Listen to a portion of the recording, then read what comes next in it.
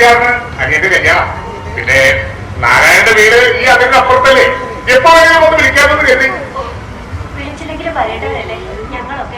വലിയ വേണ്ടേ ഈ പെയിന്റ് പഠിക്കാൻ സാക്ഷിയാവും. എല്ലാവർക്കും എന്റെ നോട്ടം തന്നെ എത്രയും. ഞാൻ വേറൊരു കാര്യം പറയാനുണ്ട്. എന്താ? എന്റെ സുഖുവിന്റെ കുട്ടി കരണ്ട് പണിക്ക് പോണ രണ്ടാമത്തോൻ ഓന്റെ കുട്ടീനെ ആസ്പത്രിയിൽ കിടത്തിയിരിക്കുക. എന്ത് പറ്റി? പനിയായി? ഇപ്പഴത്തെ പനി സൂക്ഷിക്കണോ? വിശേഷിച്ച് കുട്ടികൾക്ക് പനിയല്ല, കുട്ടികൾക്ക് വരേണ്ട സൂക്കേടോ ഞങ്ങളെ പോലുള്ള പാവങ്ങൾക്ക് വരേണ്ട സൂക്കേട് വറ്റം പേരെ എന്റെ പേരക്കുട്ടിക്ക്. കുട്ടീന്റെ ഹാർട്ടിന്റെയോ കരളിന്റെയോ എന്തോ അടങ്ങിയിരിക്കത്രേ.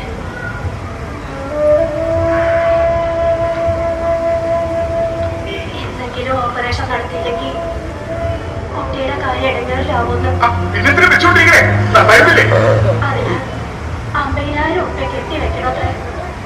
നാട്ടുകാരോടും കുടുംബക്കാരോടും കാശ് ചോദിച്ച് കുറേ മട്ടിപ്പാഞ്ഞ് എന്റെ ചെക്കനും എന്റെ മൂപ്പരും ആരുടെ കയ്യിലുണ്ട് ഇത്രയും കാശെടുക്കാൻ? അതുകൊണ്ട് ഇവിടെ ഇല്ല, നമ്മളുടെ കയ്യിലുണ്ടാവില്ലെന്നറിയാം. ഇവിടെ തന്നെ പലിശക്ക് പണം കൊടുക്കണ്ടെന്ന് കേട്ടു. പലിശക്ക് മതി. പക്ഷെ പലിശ കൃത്യം കൊടുക്കുന്ന പരിഭാഷയുള്ളൂ. പിന്നെ നാരായണ കാര്യത്തിലാവുമ്പോ അവൻ ചില വിട്ടുവീഴ്ച ചെയ്തു വരും. അനിയൻ വന്നല്ലോ. ഈ നാരായണന്റെ പേരക്കുട്ടി ഹൃദയഭാഗത്ത് തകരാറിലെ ആശുപത്രിയിലാണ്. ഇന്ന് ഓപ്പറേഷൻ മരുന്ന് നോക്കി പറഞ്ഞിരിക്കുന്നത് ഒരു 50,000 രൂപ വേണം. 10,000 രൂപ ഞങ്ങൾ ഒപ്പിച്ചിട്ടുണ്ട്.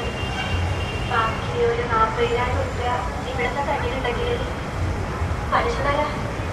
എന്താ ഇങ്ങനൊരു ആവശ്യത്തിന് പൈസ ഞാൻ പലിശ വാങ്ങിക്കും തോന്നുന്നു. ഞാൻ പറഞ്ഞില്ലേ നാരായണി, ഉണ്ടെങ്കിൽ തരുന്നതിൽ സന്തോഷിക്കും. പക്ഷേ വേണ്ടേ?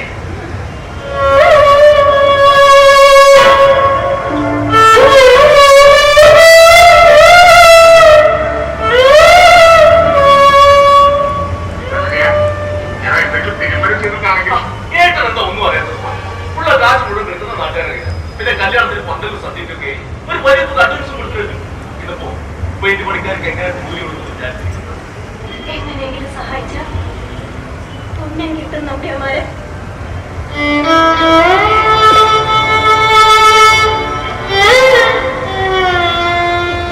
കുട്ടിയുടെ ദേഹത്തിന് എന്തുമാത്രം സൂചിയും കൊണ്ടാ കുത്തി പിടിപ്പിച്ച് കിടത്തിയിരിക്കണമെന്നറിയോ?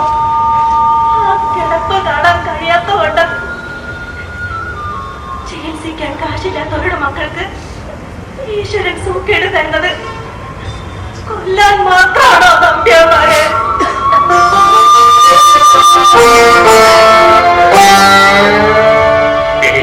കുട്ടിക്കൊന്നും സംഭവിക്കില്ല, നീ പ്രാർത്ഥിക്കും.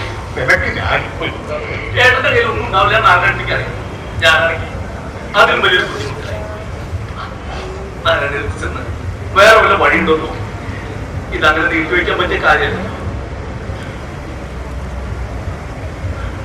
നാരായണ തൽക്കാലത്ത് വെച്ചു.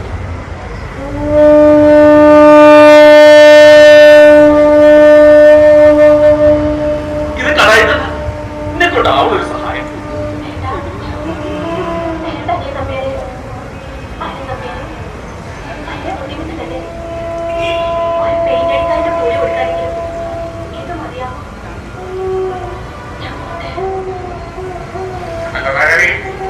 ഇനിയിപ്പോ കാശ്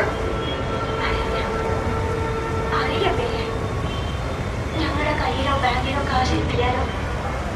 എന്റെ കുട്ടിയുടെ ജീവൻ കാക്കാനുള്ള കാശ് മറ്റാരുടെയൊക്കെയോ കയ്യിലാ. അതെവിടെയാണെന്ന് അറിയണത് വരെ അന്വേഷിച്ചെറുത് തന്നെ, അതറിയാൻ വേണ്ടി തെണ്ട് തന്നെ.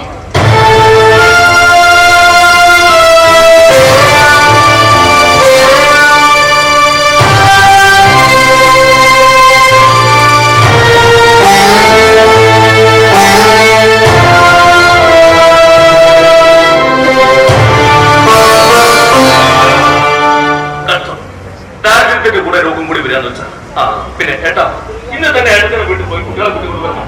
അവർ നെല്ലിക്കാൽ കുട്ടികളാണ്. കല്യാണത്തിന് ഒരു ആഴ്ച മുമ്പെങ്കിലും അവരിവിടെ ഉണ്ടാവുന്നത്. നാരായണന്റെ കയ്യിൽ കിട്ടില്ലാന്ന് പേടിച്ച് തീർന്നാ നീ കാശ് കൊടുക്കായിരുന്നു. ഉണ്ടായിട്ട് തന്നെയാ നീ കൊടുക്കായിരുന്നു അല്ലേ? ഏട്ടർക്ക് മനസ്സിലായില്ല. ഈ ഒരു തിരിച്ചറിവ് ഏട്ടന് നേരത്തെ ഉണ്ടായിരുന്നെങ്കിൽ ഇത്രയും ബാധ്യതകൾ ചെന്ന് ചാടില്ലായിരുന്നു ഏട്ടൻ. എന്നാലും കുഞ്ഞിന്റെ ജീവന്റെ പ്രശ്നങ്ങളാ. അത് തന്നെയാ പ്രശ്നം. ഈ ഒരു അവസ്ഥയിൽ പണ്ട് തൊട്ടേ നമ്മുടെ തറവാടിന്റെ അച്ഛനും നമ്മുടെ അയൽവക്കക്കാരുമായി അവരിൽ നിന്ന് എന്തെങ്കിലും ഡോക്യുമെന്റ്സ് എനിക്ക് എഴുതി വാങ്ങിക്കാൻ പറ്റും. ഇനി വാങ്ങിക്കാന്ന് പറഞ്ഞാൽ തന്നെ എന്ത് വാങ്ങിക്കാനാ? അവിടെ 4 സെന്റ് പുരയിടത്തിന്റെ ആധാരം, പിന്നെ കേസ് കൂടി അവരെ കുടിയൊഴിപ്പിച്ച് ആ മഹാപാപം കൂടി ഞാൻ ചെയ്യേണ്ടി വരും. എന്തിനാ വെറുതെ?